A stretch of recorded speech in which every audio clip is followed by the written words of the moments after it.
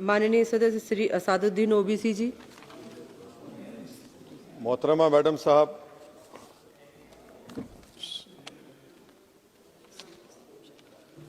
मोहतरमा मैडम साहिबा, चेयरमैन साहब आपका शुक्रिया। मैं इस मसवदे कानून के खिलाफ बोलने के लिए खड़ा हूं और मुझे किसी एक नौजवान ने कहा कि जब आप इस मसवदे कानून पर बोलेंगे तो हमारी तरफ से इस ऐवान को पैगाम दीजिए इस शेर के जरिए कि डरा रहे हो भंवर से तुम इन दीवानों को जो अपनी नाव में तूफान लेके चलते हैं।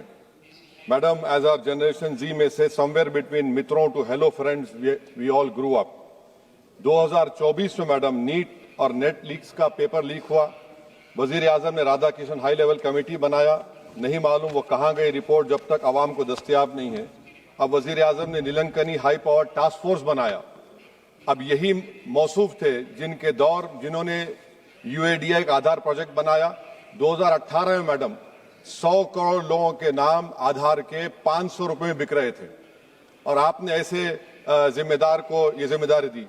अब इस बिल में एक चीज की कमी है मैडम, जो मैं सरकार से गुजारिश करूंगा कि जब कभी पेपर लीक होगा तो उसमें एक बिल में लिखा जाना चाहिए कि लाठीचार्ज होना चाहिए जहां कहीं नौजवान मिले, और इस बिल में यह भी होना चाहिए कि वजीर आजम फौरन अपना सेल्फ वीडियो बनाकर डाल दें।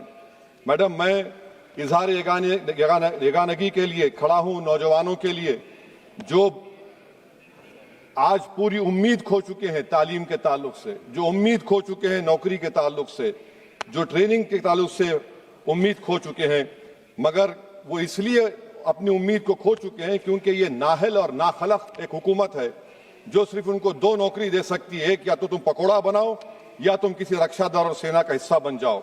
मैं एकजुहती के लिए खड़ा हूं उन नौजवानों के लिए जो जिनकी जिंदगियां बर्बाद हो चुकी हैं, मुसीबत और तकलीफ में है पेपर लीक की वजह से। मैडम, मैं खड़ा हूं उस 19 साल की लड़की के लिए जिसका नाम शेख सना है, जो नीट के री एग्जाम से पहले खुदकुशी कर अपनी जान खो दी। मैं पूछना चाहता हूं सरकार से कि क्या कानून बदलने से, सेल्फी वीडियो बनाने से, इस्तीफा लेने से, स्पेशल टास्क फोर्स और स्पेशल कोर्ट बनाने से क्या सना अपने माँ बाप को वापिस आ जाएगी? ये सरकार को जवाब देना है। ये सरकार इतनी बेहिसी और बेरहमी के साथ इन नौजवानों से उनसे बर्ताव कर रही है, ये बिल्कुल नौजवानों से दूर हो चुकी है। इनकी तकलीफ को समझना छोड़िए, एहसास भी इनमें खत्म हो चुका है।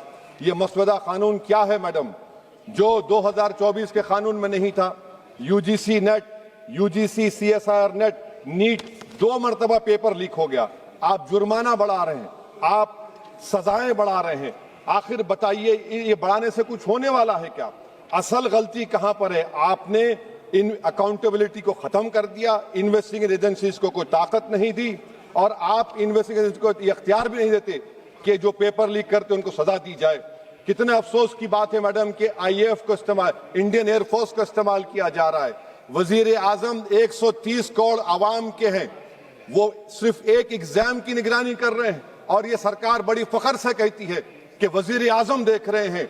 एयरफोर्स को इस्तेमाल किया जा रहा है। क्या एयरफोर्स को एक जमहूरी मुल्क में एक सिविलियन काम के लिए इस्तेमाल किया जाएगा? इससे बड़ी शर्मिंदगी और शर्म की बात नहीं हो सकती है कि एक सरकार किसी, और ये क्या बताता है मैडम कि ना वजीरों पर भरोसा है, ना वजीर आजम पर भरोसा है, तो फिर इसीलिए हम इंडियन एयरफोर्स को इस्तेमाल कर रहे हैं। मेरी मैडम, मेरी आपसे ये बोलना ये है कि स्पेशल टास्क फोर्स क्या है, हाई लेवल कमेटी क्या है? पूरा सिस्टम खराब हो चुका है, पूरे सिस्टम को बदलने की जरूरत है। मैडम, फास्ट ट्रैक कोर्ट 2019 से अब तक 1100 करोड़ रुपए फास्ट ट्रैक कोर्ट में खर्च हुए हैं, और अब तक 2,45,000 केसेस चल रहे हैं। तो ये फास्ट ट्रैक कोर्ट का ये जादू की छड़ी तो नहीं है जो आप बेच रहे हैं जनता के सामने आकर। Madam, the total number of exam leaks from 2002 to 2025 with a candidate count above 1 lakh in each is 45. The number of cases that led to conviction abysmal low। सिर्फ 2 लोगों को सजा हुई है मैडम। एनटीए क्या है? एनटीए पर RTI नहीं लगता है मैडम। एनटीए एक सोसाइटी है, ना कैबिनेट ऑर्डिनेंस से बनाया गया ना कानून से बना। मैं खत्म कर रहा हूं मैडम। तो मैं आपसे हुकूमत से सवाल कर रहा हूं कि नीट का अंडर एग्जाम पेपर सेट हो गया था, अब नए चीफ ने आकर उसको क्यों चेंज किया? इसका सवाल जवाब दें। ये डॉक्टर सरदाना पराशर का क्या इन्वॉल्वमेंट है? पुणे लिंक क्या है? ये इनोवेटिव व्यू टेक्नोलॉजीज को 2018 से क्यों कॉन्ट्रैक्ट दिया जा रहा बगैर टेंडर के? गवर्नमेंट ऑफ इंडिया का GFR-CBC रूल्स है, इस इनोवेटिव टेक्नोलॉजीज का फॉरेंसिक ऑडिट होना चाहिए। एक कंपनी को सब दिया जा रहा है। मेरी रिकमेंडेशन ये है सरकार से कि AI का क्वेश्चन बैंक बनाया जाए जो 1 लाख सवालात पर मुश्तमिल होगा, इसमें कोई ह्यूमन इंटरफेस ना होना चाहिए। और NTA का chairman, DG, secretary, exam controller, service IAS क्यों नहीं होता है?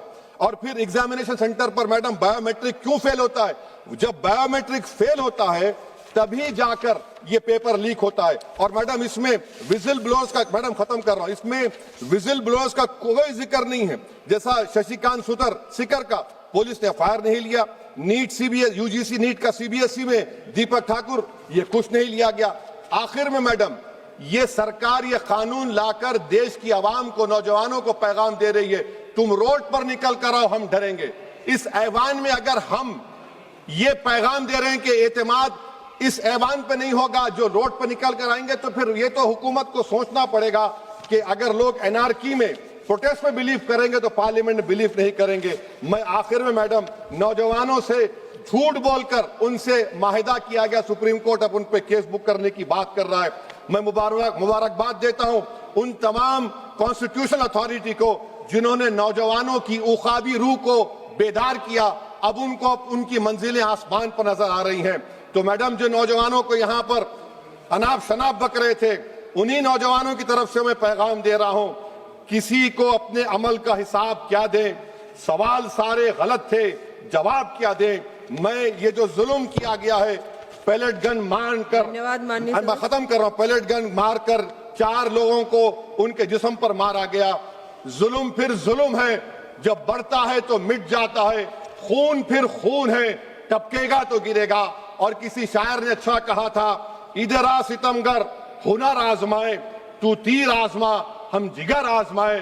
आप नौजवानों को छोड़कर उनको अपना रिश्ता खत्म करके आप अगर हुकूमत करना चाहते हैं आइंदा 2.5 साल, तो मैं बड़े एतमाद के साथ कह रहा हूं कि आपकी मिस गवर्नेंस की वजह से कहीं खुदा ना खास्ता जो पड़ोसी देश में हुआ वो हरकत यहां पर ना हो जाए। उस आफत की दावत आप दे रहे हैं, ये इसीलिए मैं इस बिल की मुखालिफत करता हूं। मैं